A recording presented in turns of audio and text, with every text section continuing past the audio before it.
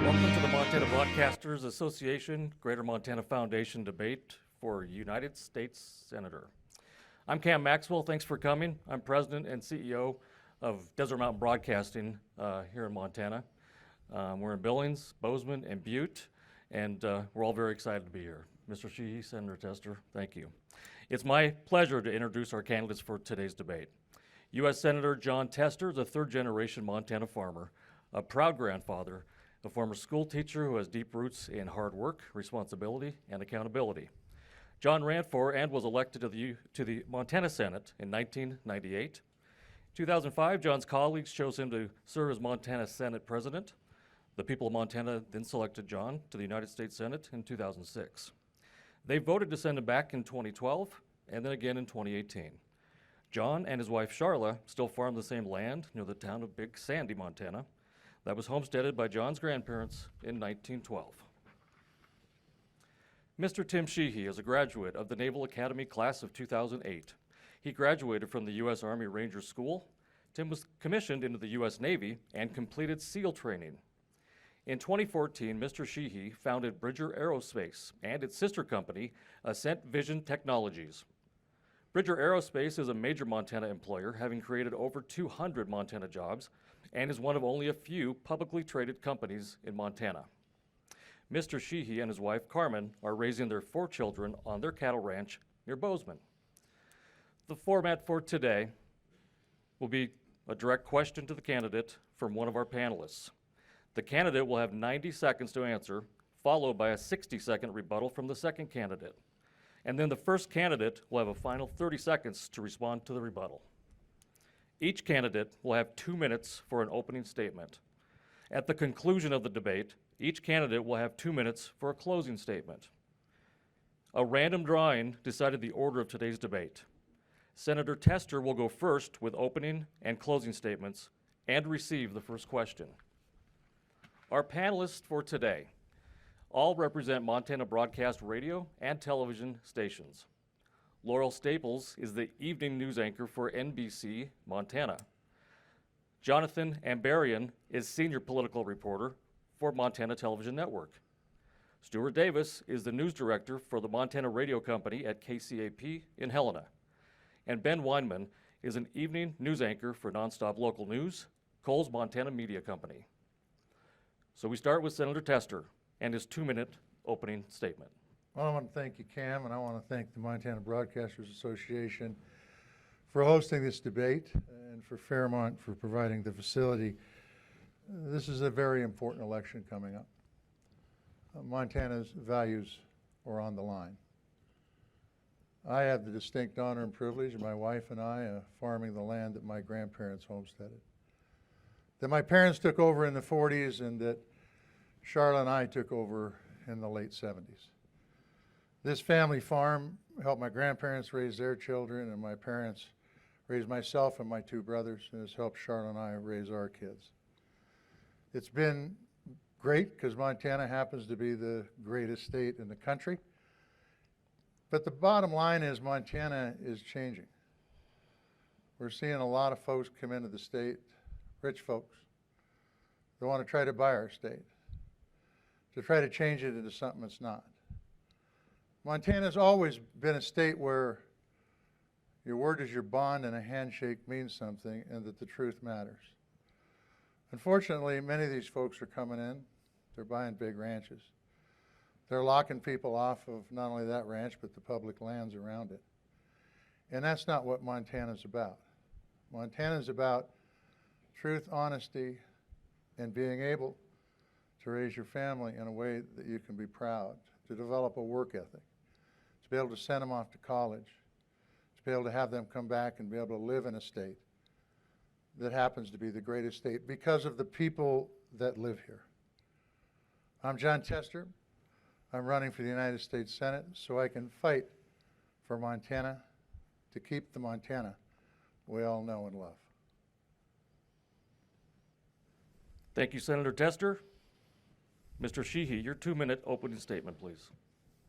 Well, thank you to the Montana Broadcast Association for hosting. Thanks, Senator Tester, for coming and for your many years of public service to our nation. And thanks to the Fairmont Hot Springs for hosting this great event.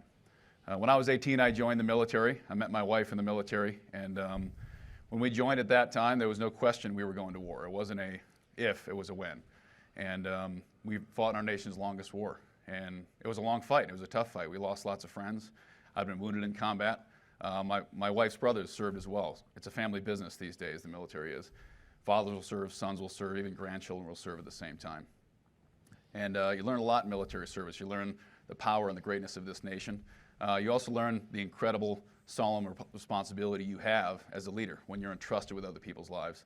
And when I watched Kabul fall in the summer 2021, while I was flying water bombers, protecting our public lands, I knew our nation was at a crossroads. As I saw the bodies fall from the airplanes, and I saw 13 U.S. Marines killed at the Abbey Gate. One of them looked just like my wife, Carmen, Sergeant Nicole Gee, and every time I look at that picture, it's hard not to choke up. And as I was on the phone with interpreters and American citizens we were leaving behind, trying to get them out safely, I knew at that point our nation was at a crossroads, and something had to be done. And since then, there's been no accountability for that failure. And I'm running because I'm very concerned about the direction of this nation. I love my 4 children. I want to raise them in the greatest state in the greatest country. We've invested in growing our business here. But it's pretty clear for Montanans and Americans, frankly, they don't have confidence in their government anymore. They want common sense back. They want a government that works for them, that they can trust, and that actually puts their interests first. They want a secure border, cheap gas, safe streets, boys are boys, girls are girls. We have a lot of work to do. Let's get to work. Thank you very much, Mr. Sheehy. We now begin the debate with a question from Laurel Staples for Senator Tester. All right. Despite positive indicators from recent surveys, polls show most Montanans and Americans say the economy remains the top issue with inflation and income inequality. Do you agree? And what economic policy would you support for Montana and the nation to change that? Look, economic opportunity is what this state's built on. Working families and small businesses is critically important to making sure we have an economy that moves forward. I think we need to focus on those kind of things if we want to move an economy forward. I think we need to focus on things like housing and childcare. Those are critically important. What we've seen happen in the state over the last few years is we've seen property values go up and people not be able to buy houses because folks are coming in here and buying 2, 3 houses, making this into their personal playground. That's not right. The result of that is also driving up property values and driving up taxes, where we have a generation right now that can't afford to buy their first home. So we've got to look at policies that move forward, housing, childcare, by empowering the private sector. I would say not only use programs in the Department of Ag and HUD, the Housing and Urban Development, but also use things like tax credits to empower the private sector to make more workforce housing in this country. Why? Because if we're going to have an economy in this country, particularly in Montana, that works for us, we've got to empower small businesses. They have to have employees. Thank you, Senator Tester. Mr. Sheehy. Well, I'll agree with Senator Tester on that. We need to focus on affordable housing. And that's exactly what I've done with my companies. We've actually built an affordable housing apartment building nearby because as housing prices soared in our state economy, our folks couldn't afford to live here. It was our biggest challenge growing our company, was convincing folks to come to Montana and absorb these crazy housing costs. And they're a direct result of these economic policies coming out of the Biden administration. Printing money every day, that's skyrocketing inflation, driving interest rates up. That's making mortgages unattainable for our young children who are trying to become young adults and buy homes and build their lives together with their families. And as we continue to print this money and forgive billions of dollars of student loans, we are literally pushing. It's an upward transfer of wealth from the lower class to the upper class, as these people cannot struggle and build their financial wherewithal. We got to get inflation down. We got to get interest rates down. We got to make the economy work for everybody. Thank you, Mr. Sheehy. Senator Tester. High cost is very, very important to deal with, and we need to deal with the common sense ways at the federal level. And whether it's housing, whether it's childcare, whether it's making sure that there's affordable education for the next generation of entrepreneurs and business people, as well as workforce, is critically important. I've fought for those issues while in my tenure in the United States Senate, and I will continue to fight for those issues, Laurel, in my next term in the United States Senate. All right, thank you, Senator Tester. Our next question comes from Jonathan Ambarian. Thank you. Or Mr. Sheehy, sorry. Thank you. Mr. Sheehy, you've been highly critical of the Biden administration's border policies. Do you see the president's latest executive action as a positive step? And what more do you believe needs to be done? Well, I'm glad he's finally talking about border security after 3.5 years of the most catastrophic border crisis we've ever seen. I fought along two porous borders in my career, Afghanistan, Pakistan, Iran, Iraq. We had adversaries on the other side, literally killing Americans every single day. I've served along the U.S. southern border, lived along that border in the military, from San Diego to Yuma. The border we're seeing right now, we've never, ever seen it this bad. And Biden inherited the securest border in American history. All he had to do was nothing. And instead, Joe Biden and the Democrats selectively opened up our border and have incentivized the largest mass migration in the history of our nation. We don't even know how many are here, 10 million, 15 million, 20 million. Listen, we want immigrants to come here. This nation's built on immigration, but they ought to come here the right way, and we have every right as a nation to know who they are and whether or not they should be here. So the policies that have come out of this administration have directly caused this crisis, and now what we're seeing 5 months before the election is pathetic political pandering to the American people, trying to hoodwink them into thinking that this is an accident that could have been avoided, when in fact, this was an intentional border crisis, and now they're trying to fool us to say, we're going to solve it before we get there. And time again, Joe Biden and Senate Democrats, including John Tester, have had the opportunity to shut down that border, pass legislation to do so. Instead, we've had messaging bills that are nothing but political theater that have continued this terrible border crisis. It's time to shut it down. Thank you, Mr. Sheehy. Senator Tester. Making sure we have secure ports and border in this country is critically important, and it's critically important on the southern border. We need to know who's coming across that border. The president put out some executive orders, should have been done years ago, quite frankly. But it is only on the president. Congress could have acted 3 months ago and chose not to. There was a bipartisan bill that was drafted by a conservative Republican, a liberal Democrat, and an independent that would have changed the asylum laws to make them more realistic to today's environment, would have put more Customs and Border Protection people on the southern border. That's why they endorsed the bill, by the way. And would have put technology at our borders to stop the deadly fentanyl that's flowing into this country. But that bill went nowhere. Why? Because, quite frankly, people were told not to vote for it because they wanted to keep it a political issue in this country. It's one of the reasons my opponent said he wouldn't vote for the bill if he was in the Senate before the bill was even released to read. Truth is, I was sent to Washington, D.C. to solve problems. There was a solution. Congress failed. Thank you, Senator Tester. Mr. Sheehy. Well, again, we've heard time and time again from Senator Tester, he wants to secure the border, yet it's still wide open. 3.5 years this has been going on. 100,000 Americans a year are dying from fentanyl-related overdoses. I went to war. We went to war as a nation for 20 years after 19 hijackers killed 3,000 Americans.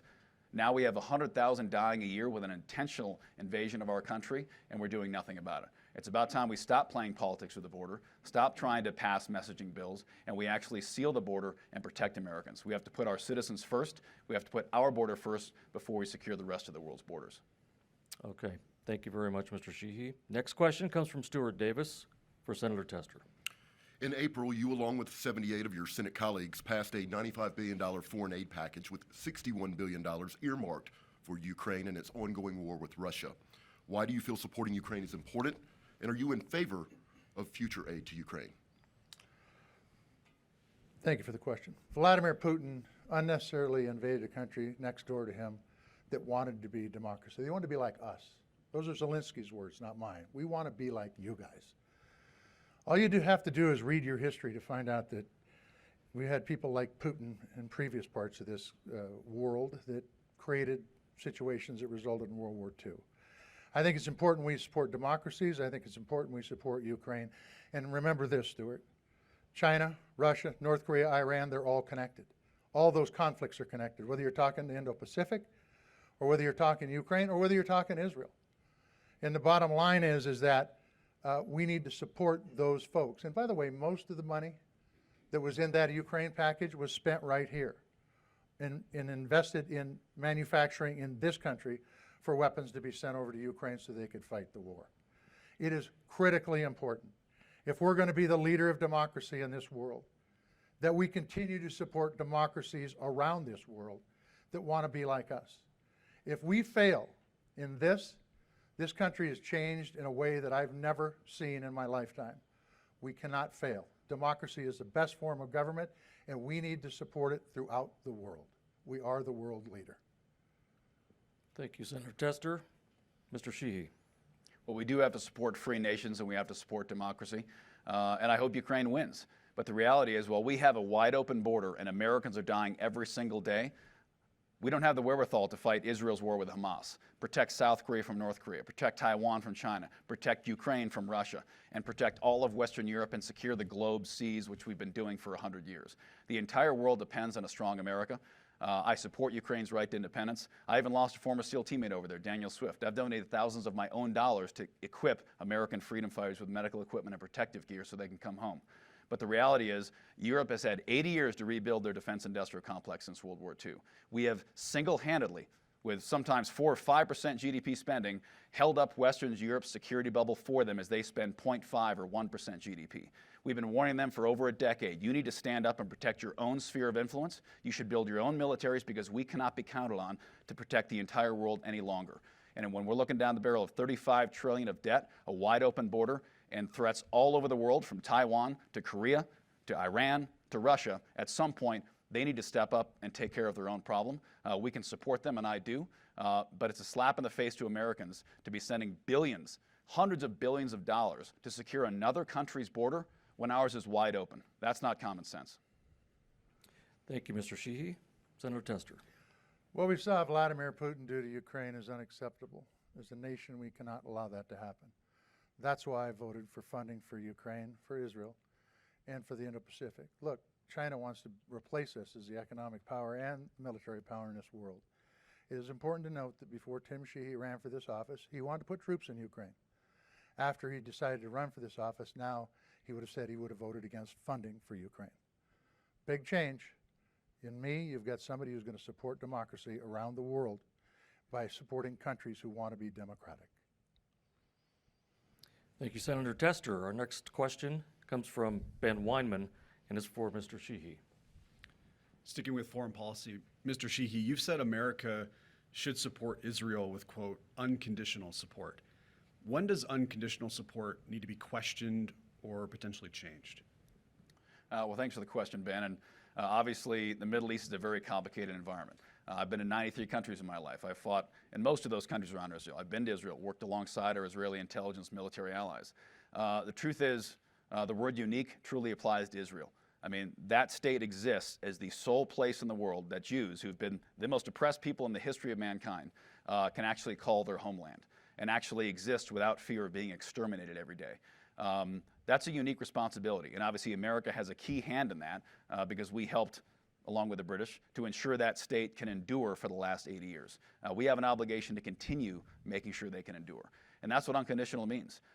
Listen, Israel has every right to negotiate their own foreign policy, be it with the PLO, Hamas, Iran, Hezbollah, Saudi Arabia, Jordan, but we need to always ensure that whatever policy comes out of any of those negotiations, we are standing behind Israel and supporting their right to exist. Listen, counterinsurgency fights are not easy.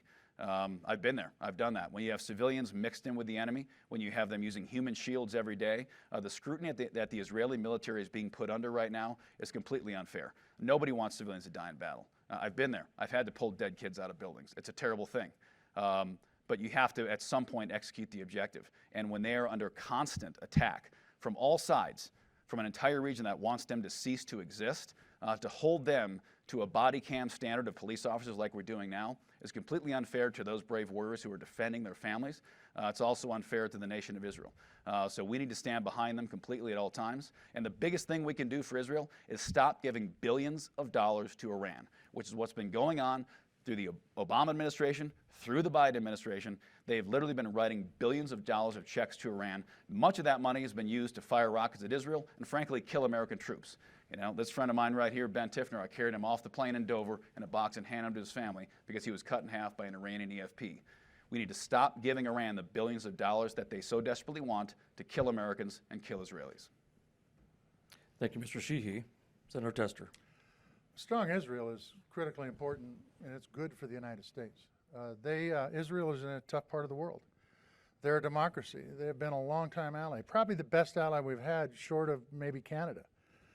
And the truth is, what Hamas did on October 7th is reprehensible and unacceptable. And when the Israeli people decide to respond to that, because Hamas has taken hostages and killed over 1,500 people, it ends up in being war. Tim Sheehy knows about war.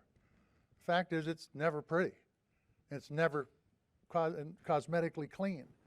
But the fact is that we cannot turn our back on Israel. If we do, it's bad for us. It's bad for that region, gives more instability to the world. And we also cannot prosecute that war from the halls of Congress. It needs to be done by the Israeli people, and that's why I support Israel. Thank you, Senator Tester. Mr. Sheehy? Well, the worst thing about October 7th for me, obviously, I was not surprised at all by what Iran did. They've been backing vicious attacks on Israelis and Americans all over the world for half a century.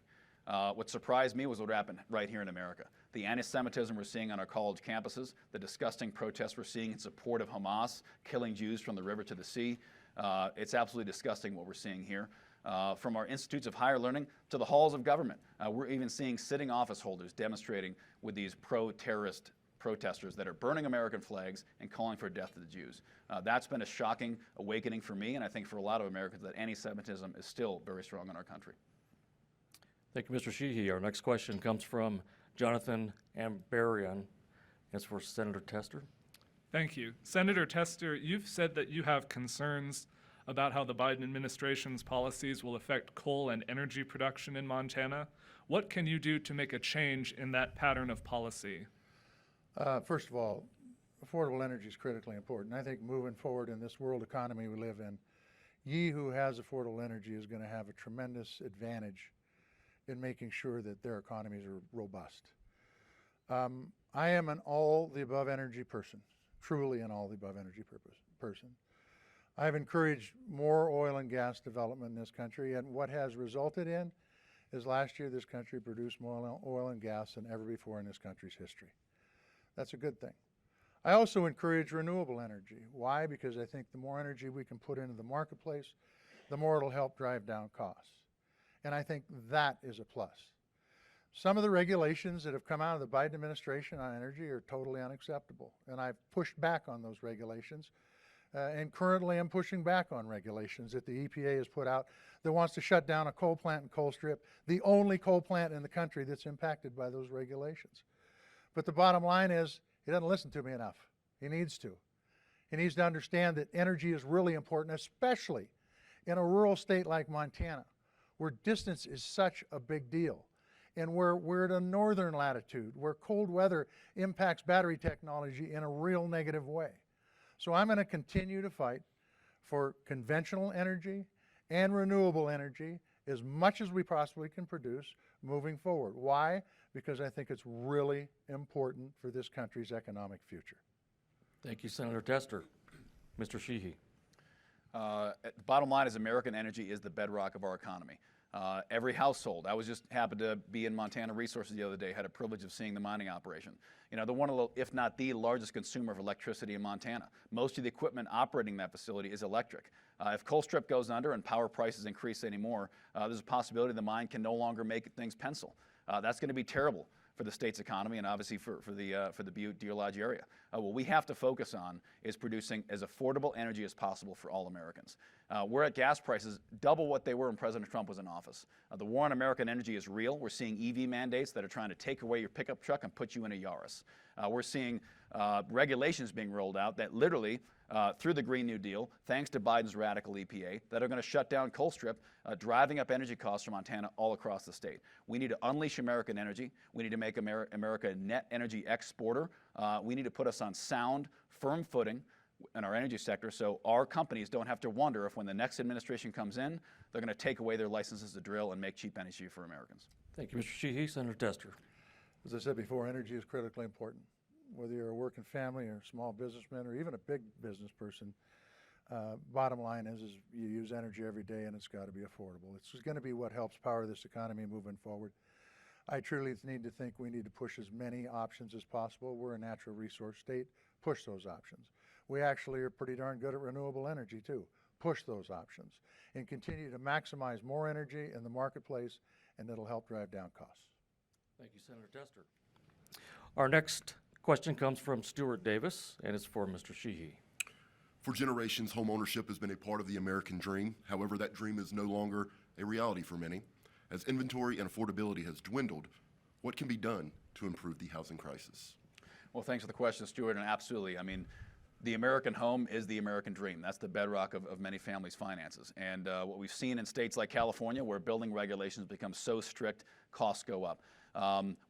The housing problem is wrapped up into so many issues, from inflation, which is record highs for a generation under this administration. Interest rates are going up.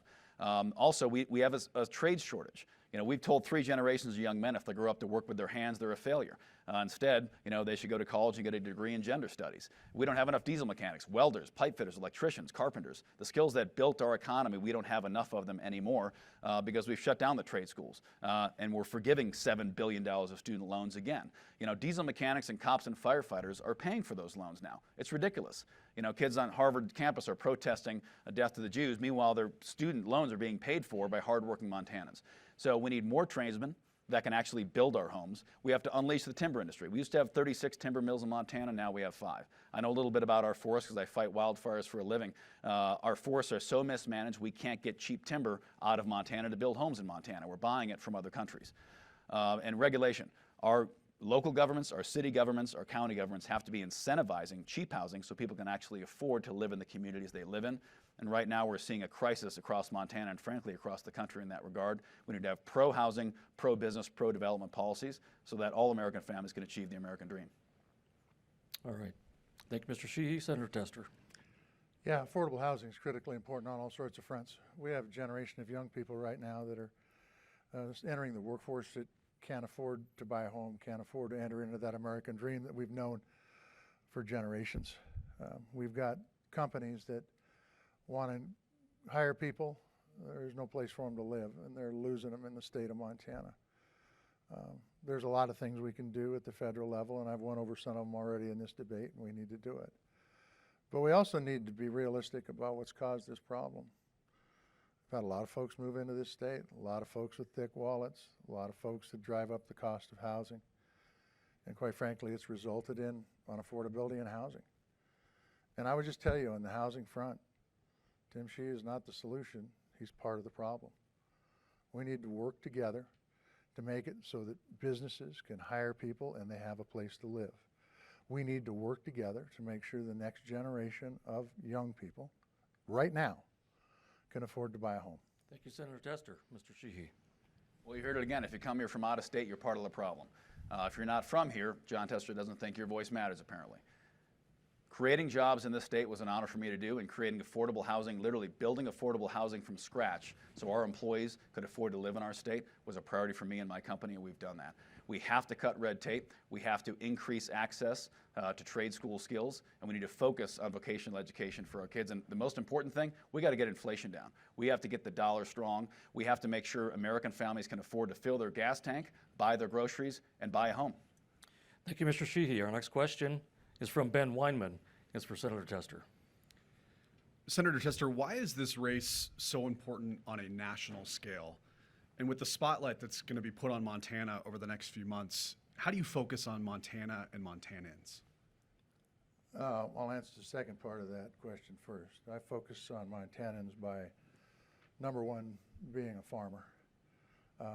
I am one of the few, if not the only person that has a real job outside the United States Senate. I do that because I believe in the citizen model legislature. It's what we have in the state of Montana, by the way, and it works pretty darn well, and I'm pretty proud of it in our state. And I think we ought to have it at the federal level. That keeps you grounded. It keeps you know what costs are. It keeps you aware of what's going on in the economy, and that's really, really, really important. This race is important because Montana happens to be the greatest state and the greatest country in the world. Rural America needs to have good representation back in Washington, D.C. You need to have people back in Washington, D.C. that actually understand the challenges in rural America and be able to argue and fight for those family farms and ranches, those small Main Street businesses that quite frankly don't seem to take much importance in Washington, D.C. And so all those things have an impact on the amount of interest in Montana. But look, in the end, I'm going to continue to listen to Montanans and take their good ideas back to Washington, D.C. and put them into law, because that's what I do. It's one of the reasons I'm rated one of the most effective senators in the United States Senate, because I work across the aisle and I get things done. Thank you, Senator Tester. Mr. Sheehy. Well, Montana is at the center of the political universe in 2024. We have a huge responsibility as Montanans because the control of the Senate hangs in the balance. And we've seen what Democrat control of the Senate means, especially when we have a Democrat in the White House. We've seen runaway spending. We've seen an executive branch of government that's running out of control. We see a wide open southern border, record high interest rates, record high inflation.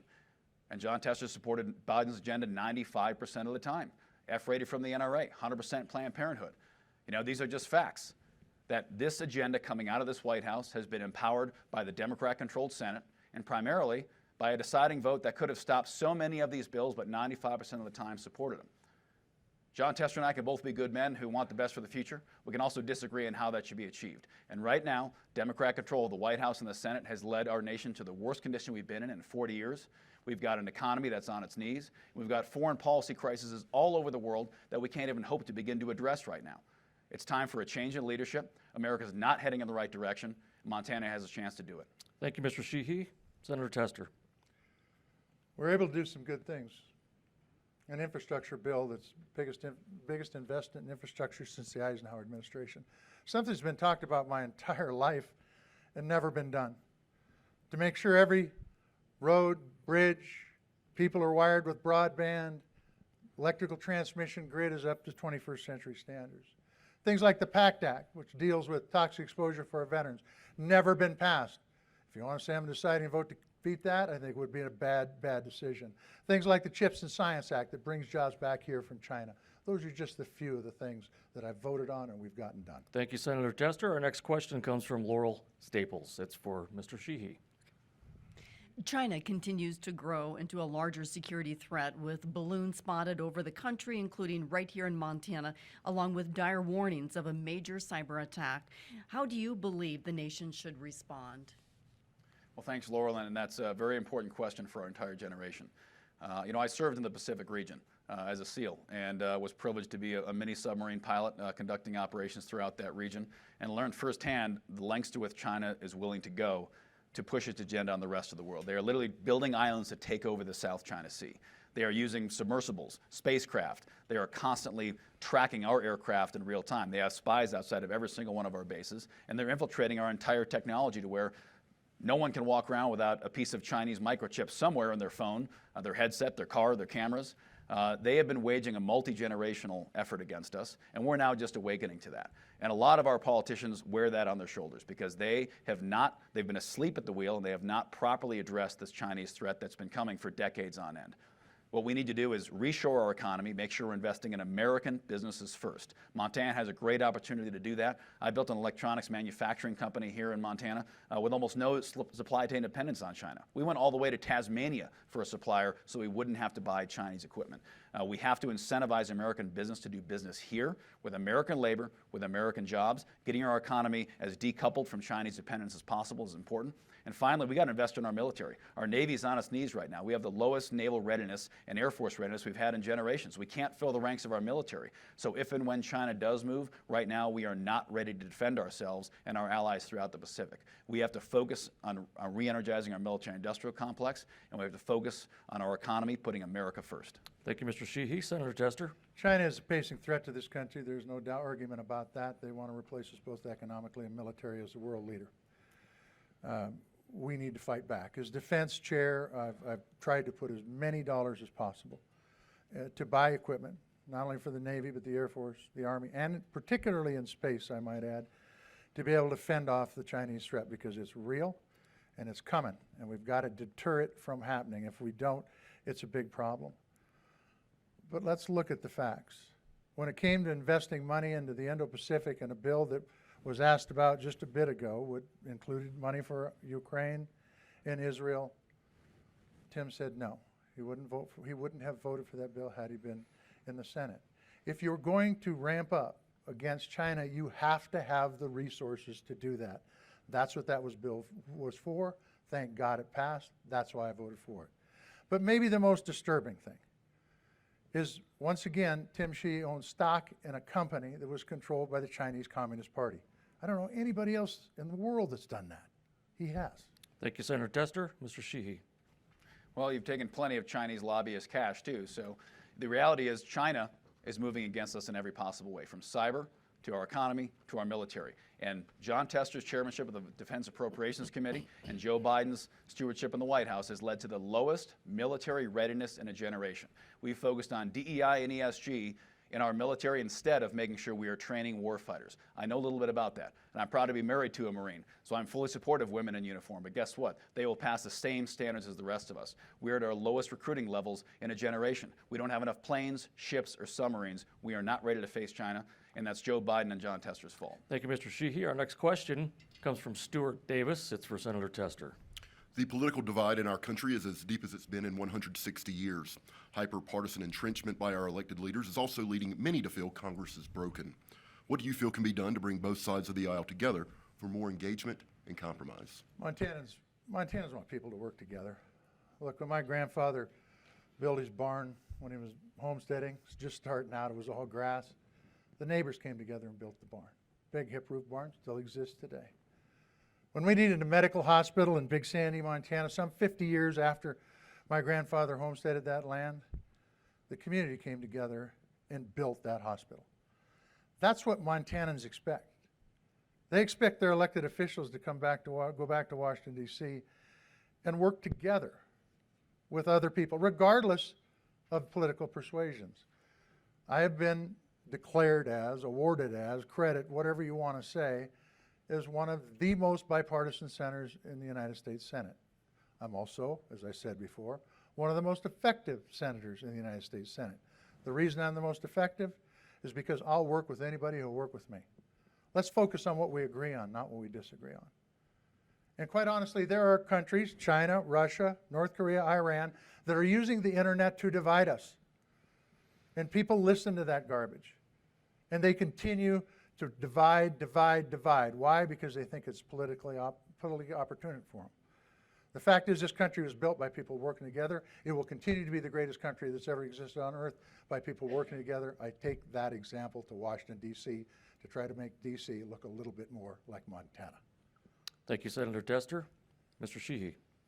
Well, I'll agree with Senator Tester's statement. We agree on more than we disagree. I've been in 93 countries, fought alongside Muslims, Jews, Christians all over the world. And you learn pretty quick in a foxhole in Afghanistan or the belly of a submarine in the Pacific, there's no Republicans or Democrats in that foxhole. We're all Americans. And we need to heal this nation. We're in a very tough time as a nation. We're so divided, and Senator Tester's right. You know, we are succumbing to the internet devolving our society. Foreign adversaries are using TikTok, using Facebook, using algorithms to target our children, literally turn them against their own country. And unfortunately, you know, we have members in our own government who are empowering that. They are increasing anti-American sentiment around the country. Instead of making our kids proud of this country, they're telling them why they should hate it. Instead of making kids want to join the military, they're telling them why the military is bad. We need to increase pride in America, and we can do that by setting the example, by working together, and putting our country first instead of our party first. Thank you, Mr. Sheehy. Senator Tester. In my opening statement, I talked about Montana values. I talked about your word is your bond and the handshake means something. Working together is another one of those. Working together to improve your workplace, your community, your home. It doesn't matter. Your relationship with your wife, my wife's here, been married, 47 years, doesn't seem like that. Be 48 here pretty quick. The fact of the matter is that we need to have a society that works together and doesn't continue to divide. Our elected officials play a huge role in that, by the way. Thank you, Senator Tester. Next question is from Ben Weinman, and it's for Mr. Sheehy.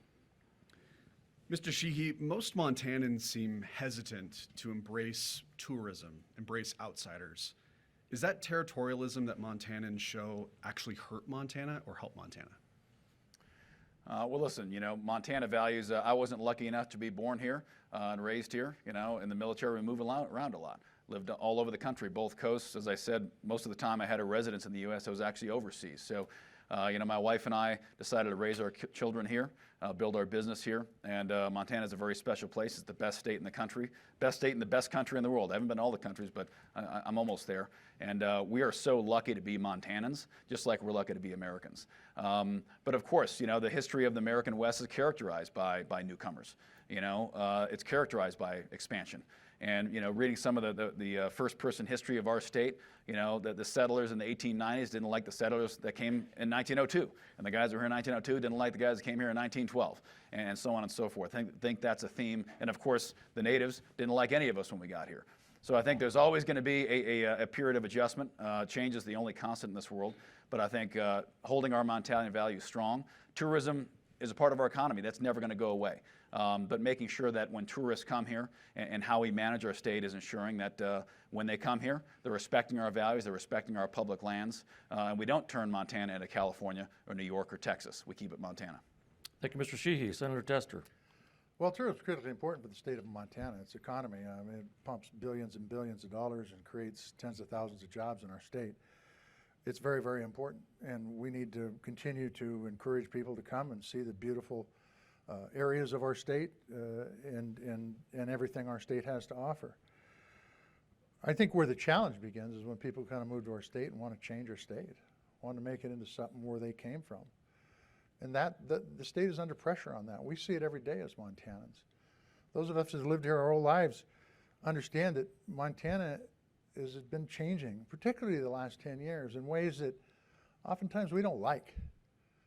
And I think we need to push back against that. I mean, we get folks that buy ranches and lock it up to hunters and charge people $10,000 to go hunting on their place. That's a non-starter. When you got folks that want to sell off our public lands, and you don't have to be a millionaire to be able to be a hunter in Montana. You get good fishing holes, good hunting, the best habitat. That's a non-starter. So we need to preserve the Montana we know. Thank you, Senator Tester. Mr. Sheehy. Well, I think one of the critical parts about Montana is our public lands, like Senator Tester mentioned. My job is protecting public lands. I fight fires from the air. I fly our water bombers. And right now, we're looking at a public lands crisis across our nation. We have public lands that are being walled off. We have lawsuits stopping any potential timber development, controlled burns, or basic public access projects because they will be injuncted. There'll be lawsuit after lawsuit after lawsuit. There was a controlled burn trying to be done in California just a couple of years ago that would have helped mitigate one of the worst fires in American history, but it was blocked time and again by environmentalists. We have to increase access to our public lands and, most importantly, take care of them. Thank you, Mr. Sheehy. Our next question is from Laurel Staples. It's for Senator Tester. Montana's traditional industries, timber and agriculture, are seeing impacts to their infrastructure with mills closing and now the Missoula Livestock Facility closing as well. How can you help those industries get their product to market and keep that funding viable for government and education? It's a great question, Laurel, and another way that Montana is changing and not for the better. Look, I had a bill called the Forest Jobs and Recreation Act that got held up because of political divisions that would have helped give us solid supply for our mills, that would have helped keep those mills open. It's unfortunate. Politics got in the way of getting it passed. By the way, a portion of that bill called the Blackfoot Clearwater Bill, which does the same thing, allows loggers to log, allows people to recreate, and put some land aside for wilderness. Same thing, being held up for political reasons for no good reason. Pass those kind of bills. Make sure we invest in local meat processing. Pass those kind of bills that helps the ranchers. And make sure that we're adding value, allowing folks to add value to our Montana products because they have marketability around the world and around this country. That will help put more money in the pockets of producers. And the last thing is, we need to crack down on the 4 biggest processors in this country that produce 80% of our meat. That's not competition. That's consolidation. That doesn't work. Thank you, Senator Tester. Mr. Sheehy. 80% of processed meats in America are processed by 4 companies, 3 of which, by the way, are foreign-owned. And Senator Tester is exactly right. We got to break that up. But instead of talking about it, I've actually been a part of the solution there. And as much as Senator Tester likes to criticize my ranch, we founded it with one purpose, and that is to vertically integrate a beef supply chain from when the time the calf hits the ground to the time it's processed, shipped, and delivered and never leaves the state of Montana. And just last week, we started shipping nationwide, door to door, bypassing the Big 4, ensuring that we are giving an alternate path to market to Montana's ranches. And we work closely with the Montana Stockgrowers Association to try to help create a next generation program to bring first generations into ag, to make sure existing ranching and farming families can stay in ag and actually turn a profit so they can continue their family's operations. I've been proud to actually produce a direct result in this regard. Vertically integrated beef supply chain is a way for Montana's producers through our feedlot that we've built and grown outside of Billings in Shepherd, Montana, to feed cattle in Montana, process them in Montana, and ship them nationwide so we can have a stronger agriculture industry here in our state. Thank you, Mr. Sheehy. Senator Tester. For 20 years, my wife Cheryl and I had a custom butcher shop. Processing meat is really important for a state like Montana that has more cows than people.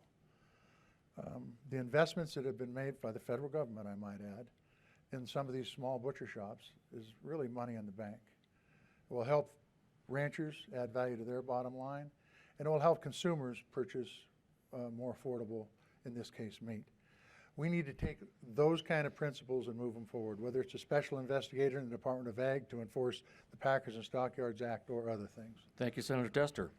Next question comes from Jonathan Ambarian, and it's for Mr. Sheehy. Mr. Sheehy, as someone who served in the military, how would you grade the job the federal government is doing at meeting the needs of veterans? I give it a solid D. Right now we have record high veteran suicides in this country. We are giving more money per head to illegal immigrants in this country right now than we are to veterans. Free food, free housing, free flights, free health care, free clothing in many cases. As they pour in by the millions, we have homeless veterans killing themselves on the street, overdosing on opioids. They can't get the care they need. Meanwhile, illegal immigrants are getting access to VA resources. They're getting access to taxpayer-funded resources when our own veterans aren't getting what they need. The worst problem with veteran care is the transition from active duty to VA care. That handoff has still not been figured out. After 20 years of constant war, I'm still helping every day wounded veterans, including one in Billings who's missing both his legs, make sure that he is personally getting the care that he needs from our local hospitals. And oftentimes, we're helping folks like that get private care with donor money, with private money helping solve these issues because the VA can't get it done. The VA is filled with good people, but guess what? It's an old bureaucracy that needs to get overhauled because it's not meeting the needs of our veterans. I know that personally as a wounded veteran, as a VA healthcare enrollee, as the husband of a veteran, and my entire social circle is veterans. The VA is not stepping up and doing what it needs to do for America's veterans. It's about time we hold them accountable and get that agency overhauled so it can do its job. Thank you, Mr. Sheehy. Senator Tester. Taking care of our veterans and making sure this country lives up to the promise we make our veterans is an incredibly high priority for me. I think it's essential, especially when we have an all-voluntary military. Let's look at some of the things we've done, both during the Trump administration and this administration. We passed the Mission Act. Why is that important? Because it allows veterans to get health care outside the VA if they live in the more rural areas of this country and they choose to use a small hospital, say in Scobie or Webo. They can do that. It's the veteran's choice. That's the Mission Act. Let's look at the PACT Act that I not only voted for, but I wrote. This bill deals with toxic exposure, something this country's never dealt with, whether it's chemical exposure in World War I or radiation in World War II, Agent Orange during the Vietnam War, or whether it's the burn pits during the wars in the Middle East. We finally got a point so the VA can take care of those folks. Do we need to do more? You're damn right we need to do more. The issue around suicide and mental health is a crisis all across this country, and it's particularly acute with our veterans. We need to get more folks that are psychologists into the VA. Thank you, Senator Tester. Mr. Sheehy. Well, again, Senator Tester and I are agreeing. The difference is he's had a chance as chair of the VA committee for almost 15 years now to make structural change. We had a great VA nominee in the Trump administration, Ronnie Jackson, who could have been a leader. His son is a SEAL. I happen to know him. He served a career in the Navy as well, Ronnie Jackson did, and could have been a fantastic VA secretary. Senator Tester made sure that didn't happen. We need new leadership in the VA. We need the agency to be reformed to actually focus on the needs of veterans, not perpetuating its bureaucracy. We are at a turning point with our veterans in this country. People are not joining the military. Our veterans have record high suicides. We have, in many cases, as I said, VA resources going to service illegal immigrants coming in while our veterans are not getting what they need. It's time for a change. Thank you, Mr. Sheehy. Next question is from Ben Weinman, and it's for Senator Tester. Senator Tester, as a country, we are quickly approaching the 2-year anniversary of the repeal of Roe v. Wade by the United States Supreme Court. What do you see as the future of abortion care here in our country and here in the state of Montana? Before I get to your question, I just want to clear up one thing from the last question, and that is that let's talk about Tim Sheehy's actions on health care. He's already said he wants to purely privatize health care. That means Medicare, Medicaid, the VA goes away. That's for the record. What I want to see is I want to see women being able to make their own health care decisions the same way it's been my entire life. Choice is something that's very important. The federal government should not be telling our women what health care choices they should be making. It simply is not part of who we are as Montanans, who has Democrats, Republicans, and Independents, but we're all libertarians.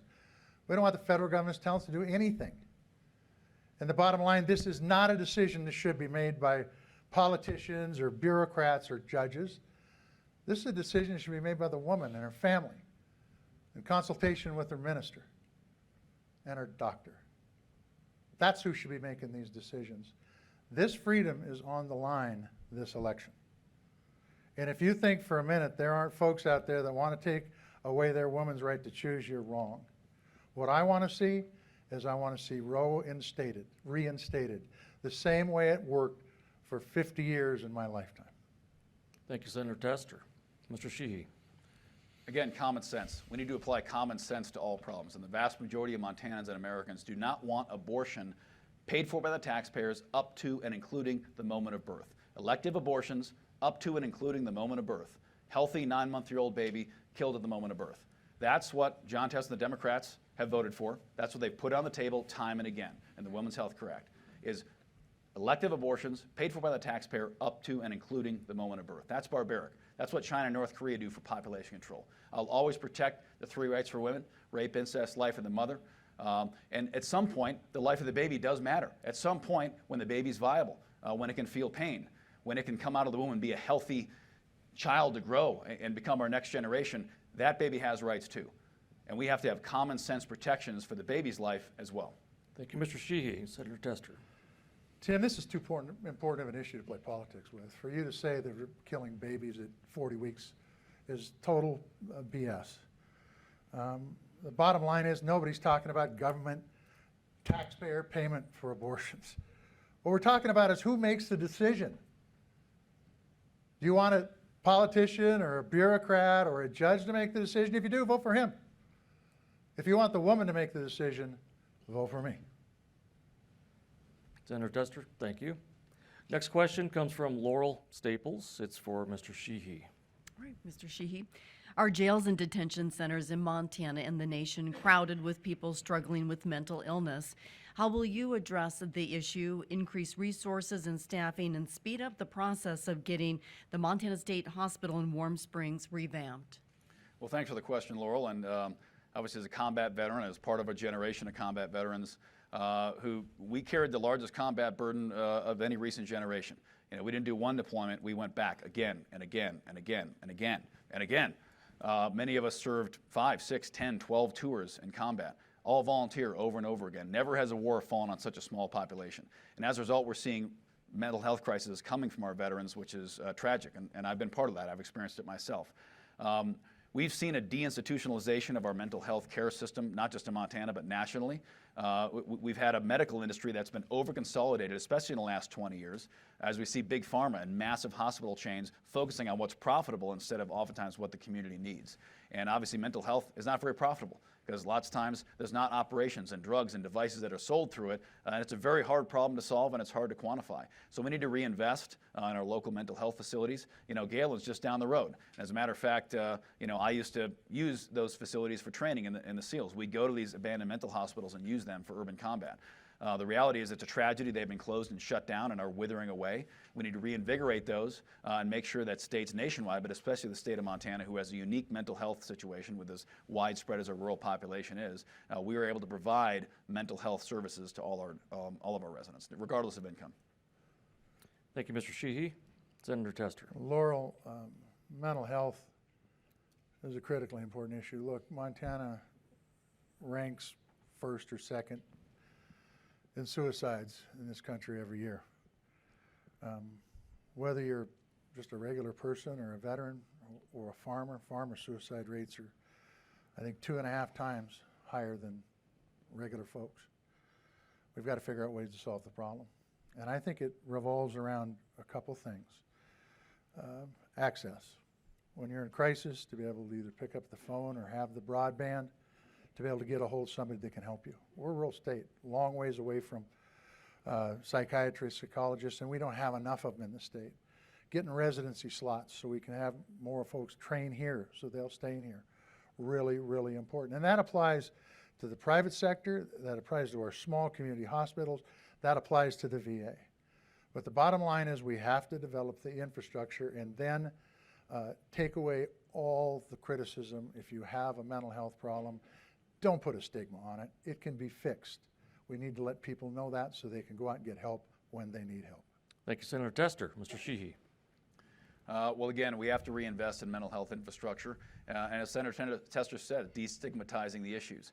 We can't make it a scarlet letter on someone if they have a mental health issue. We have to normalize their treatment and make sure they understand it's a sickness just like any other.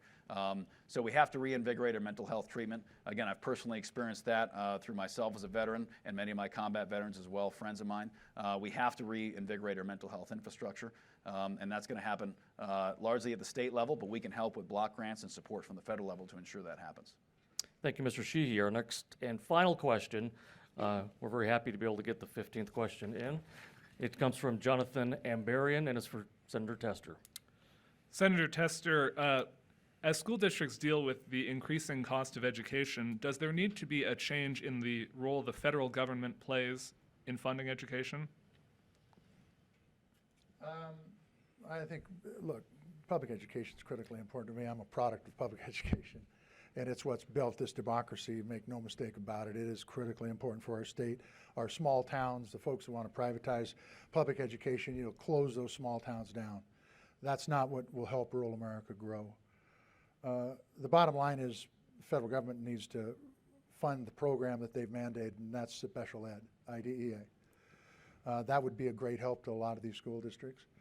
But I'll tell you what isn't a great help is the fact that last legislative session, and I'm a former school board member, I spent 9 years on it. Most of it comes from the local level, and it should. Those are where the decisions should be made. But when you have property taxes that are increased across the board in this state 50% and higher, it makes it really tough to go out to the taxpayer and say, hey man, we need a mill levy for whatever it might be. Because quite frankly, the taxes have been unnecessarily, I might add, increased on the taxpayers. So I think the system we have works. I think we need to put more priority on public education. Quite honestly, I was a teacher for a couple of years. I could make more money cutting meat one day than teaching for 5. We don't pay our teachers enough.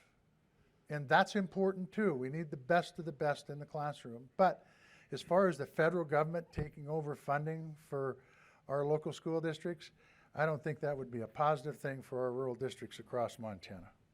Thank you, Senator Tester. Mr. Sheehy. The Department of Education, like so many of our other federal bureaucracies, has become bloated, massively overfunded at the DC level, and the actual impacts of that funding are not moving it down to the level where they actually matter. We're oftentimes, alternating for last place in Montana. We're not the last best place for teachers, we're the least paid place for teachers. And that continues to happen year after year after year. Senator Tester knows that all too well. So trying to bring a federal solution to a local problem, I don't remember the last time that ever worked. It's about time we get the federal government out of our classrooms.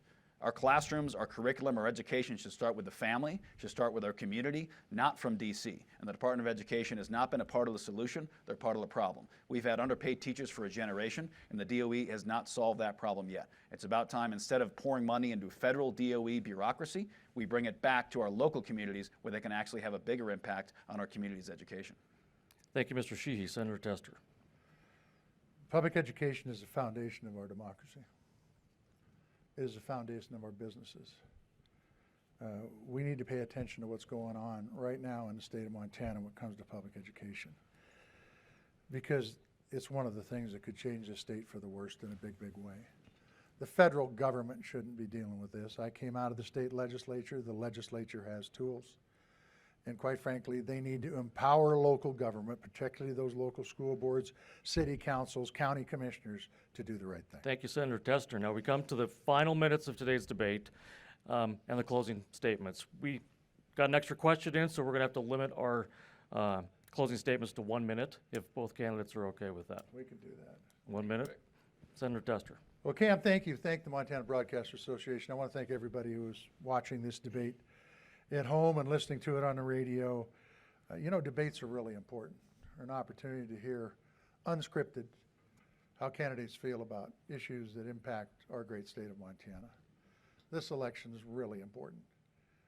If you want a Montana that's the Montana you were raised in, this election is really important. If you want a Montana that continues to be a place where people can hunt and fish without being millionaires, this election is really important.